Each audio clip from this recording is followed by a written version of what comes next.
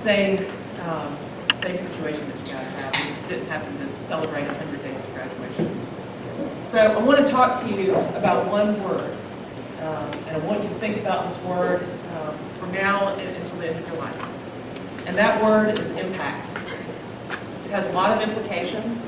They are physical, they are emotional, they are political, they are financial.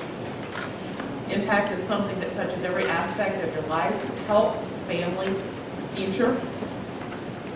What you do now has an impact on your productivity, on your reputation, on your job prospects, and on the happiness that you share with the rest of the world throughout the course of your life.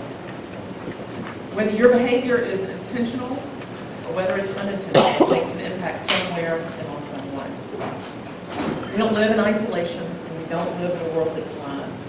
We're here to celebrate you all today, but we're here to make you realize that you're not alone and that you're not the most important thing alone, that you're part of something that's bigger. People are watching you, your parents, your friends, your school. Even if you wear a mustache and try to hide who you are, you still know who you are.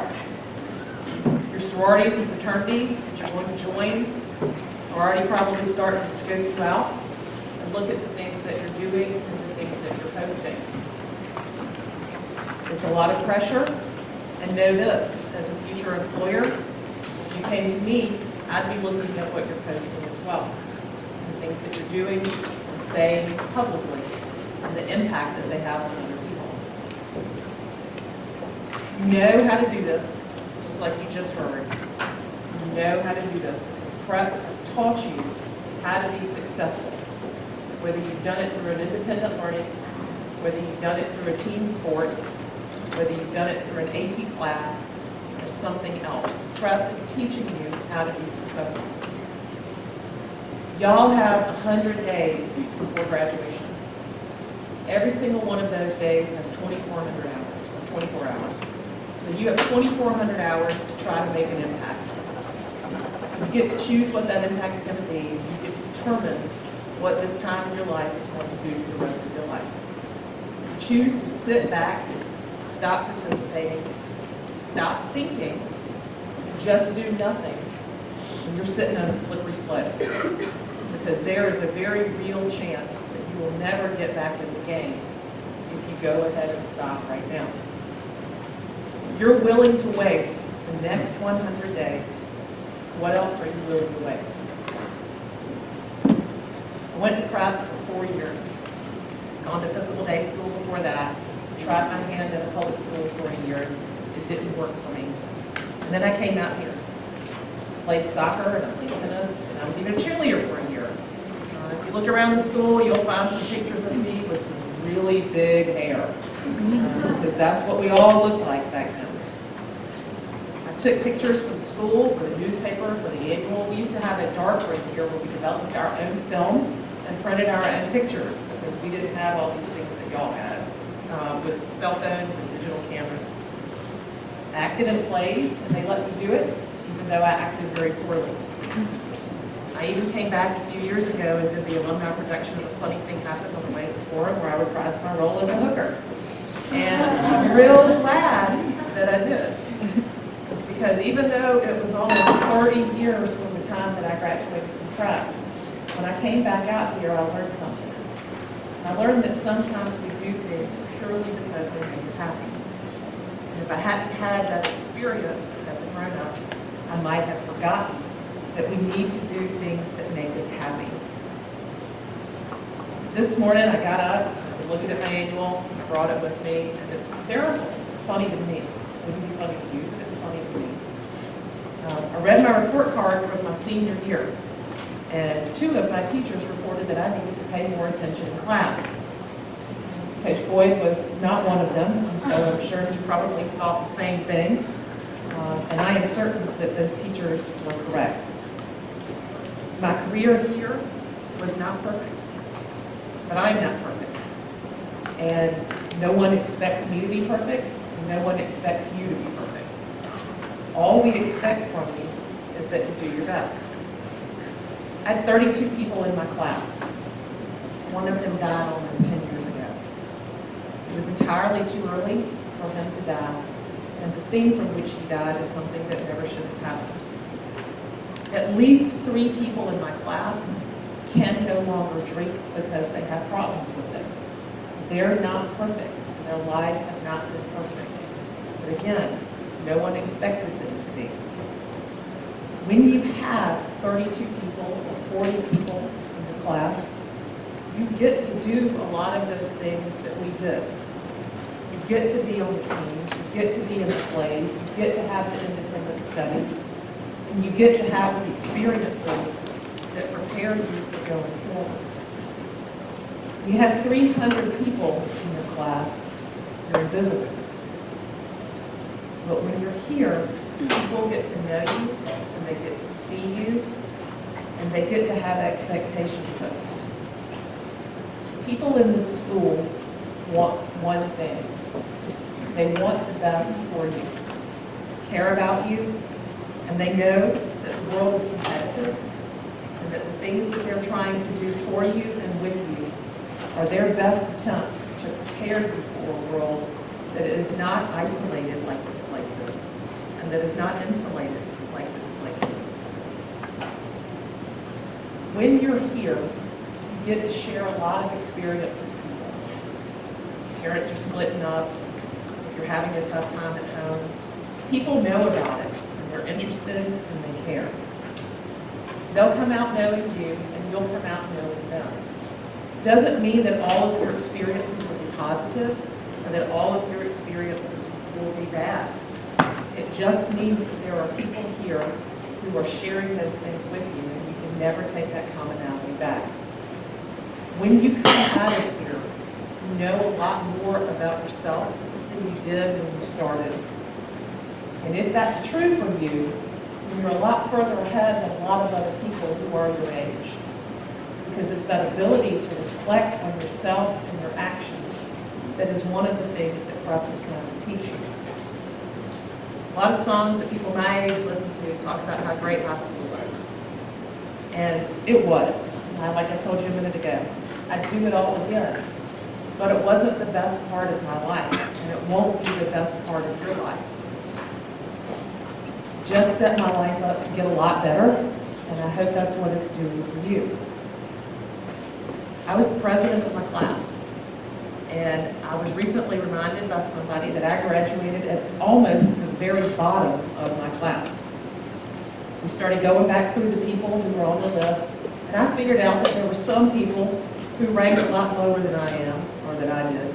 And I felt like all of us, whether we graduated at the top of the class or the bottom of the class, done pretty well. One of them's a broker, has been very successful. A couple of them have started their own businesses, or multi-million-dollar businesses. It's amazing to see what they've done. I've become a prosecutor, which for me has been my dream job. I spend every day putting people in prison. And I can tell you that anybody who was here back in the 80s never expected that that would be me driving that cop car out there. But none of this happened overnight. None of it happened without a lot of hard work. And none of it happened without a fight. Because we didn't give up. And we didn't waste our 100 days at any point in time. I suspect that y'all are a lot like we were. We were so ready to get out of here. I remember that last semester. I remember thinking that prom was the biggest thing in the world, and that if we could just get a pretty dress, everything would be great. There is a lot more going on. And there's a lot riding on these next 100 days. When I got to college, it took me about a day to realize that I really didn't know everything. It took me about a week to realize that I really missed this place. I missed the security of it. I missed my friends who knew and understood me. And I missed being taken care of by my teachers and my parents. Because that's really what they're trying to do, is take care of you. But I was able to adapt and find things that make me happy. Because I want you to know, happiness doesn't show up on the door. You have to work for it, and you have to be willing to look for it. And there comes a time when you will realize that you need to be happy where you are, and that if you can't be happy where you are, it's your fault and not someone else's. And so for the next 100 days, try to be happy here, even though you know that you're going somewhere else. Never wanted to live in Augusta. Looking through my annual and all of this other stuff, there's a lot of conversation in there from other people telling me that they hope that I found a place that I really liked, and that they knew that it wouldn't be Augusta. I thought that I'd be married and have children, and I have neither a husband nor any children. I moved to Virginia, Wyoming, Virginia, South Carolina, and to Macon, Georgia, which is not a fun place to live. Moved to all of these places thinking that that would be the place that I would find happiness. And I never thought that choosing to move back to Augusta after being gone for a long time would be the place where I would do so. I worked a lot of menial jobs. Some of them I wouldn't even want to tell you about. I was a telemarketer. I waited tables. I worked for a company that made certain things that people used to use before Viagra came out. And all of these things have made me a better employer, and they've made me a better employee. But all of those things got me to a place where I am now, where I can realize the things that I have and the value of them. I went to graduate school before I went to law school. I went to a women's college before that. It doesn't really matter where I went. It just matters that I went, and that I did the best that I could at the time, and that I tried to set goals, and that when those goals didn't work out for me, I realized it, and I was able to change them. You see, that's something that you learn when you're here at prep, even if you're at the very bottom of your class. When I was here, I realized the things that I could do made a difference in other people's lives. And I realized that that was what made me feel like my life had meaning, and that I was worth something, and that I could bring value to other people's lives. When I got out of law school, I didn't want to live in Atlanta, which didn't feel like it was a home. It felt like a big city where nobody knew or cared about anything that I did or thought or was. I didn't want to work for one of those big law firms because they line you up and make you wait for your turn. And it doesn't matter how good you are or how hard you work, you're still in a line, churning things out, and you don't feel like you're making a difference. And I wanted to do something that was meaningful. As part of my job, I put a serial killer and serial rapist on death row, and it was very fulfilling. As part of my job, I sat 8 feet away from the man who was being executed, and it was horrifying. No one made a podcast about either of these people. No one made a podcast about the people that they killed or the way that those people died. And those people are not heroes, and their life now no longer has any impact other than the last thing that they did that affected other people's lives. And I have come to realize that that is what is most important. Things that you do that affect other people's lives. You don't have to be a hero. You also don't have to be a celebrity. You don't deserve fame until you earn it.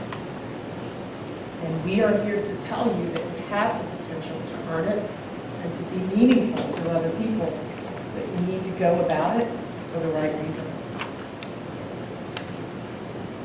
This is your family, and a lot like the ones that you were born with, you don't get to pick them.